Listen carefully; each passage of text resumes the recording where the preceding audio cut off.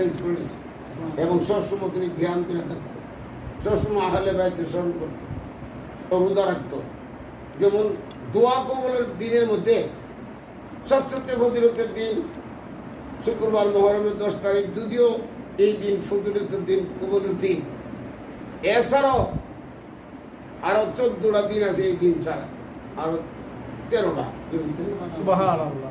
এই দিন ছাড়াও মুহররমের 10 তারিখ ছাড়া আরো 13টার মধ্যে আজকে যে রাত্রে আমরা মাহফিলটা করতেছি ফুঞ্জিয়াতে লেখা আছে, আর সরকারি হিসাবে আমি শুনছি না যে মুহররমের 1ম তারিখ, এও বলতেছে মঙ্গলবার, বলতেছে বুধবার। তো যদি আজকে ধরেন তাইলে কালকা চাঁদ উঠে, আজকে সোমবারে কালকা চাঁদ উঠে, তাইলে 1ম মুহররমের 10 তারিখটা দোয়া কবুল হয়। যদি কোনো মানুষ রোজা রাখে, কোনো মানুষ ইবাদত করে, নফল করে, মিরাজ করে, দোয়া করে, যে যে চাইবে গুনাহ মাফ না করে সবই আল্লাহর দরবারে কবুল হয়ে যায়। সুবহানাল্লাহ। এই তারিখটা দোয়া কবুলের তারিখের ভিতরে না।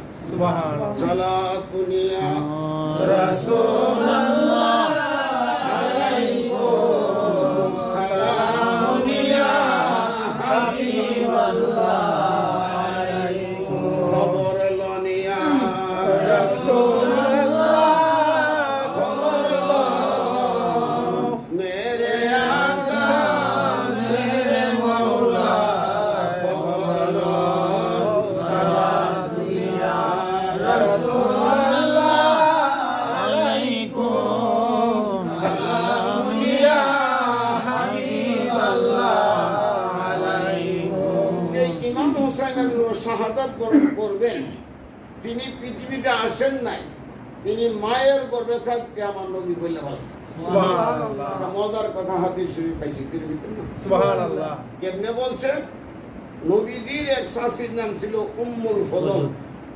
তিনি শাশিরে যে আদর করছে, আমরা মা সুবহানাল্লাহ। শাশিরে যে আদর নবীজি করছে, শাশার স্ত্রী, এই আদর অনেকে আমরা মারও করি না, করি না।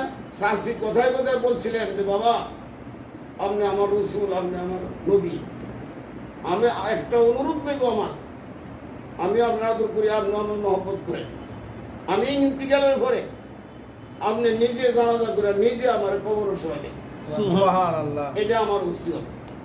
তখন আমার নবীজি হাসতে হাসতে বললেন, মা আমি আপনার কবর শোয়াইলে নিজে জানাজা করলে কি উদ্দেশ্য আপনার? তো আমার উদ্দেশ্য রইল আপনার কদম যদি আমার কবর লাগে, আমার বিশ্বাস এই কবরের মাটি আমার আল্লাহ দিতে পারে। সুবহানাল্লাহ। কাজে এই জন্য আমি ওষুধ করে গেলাম,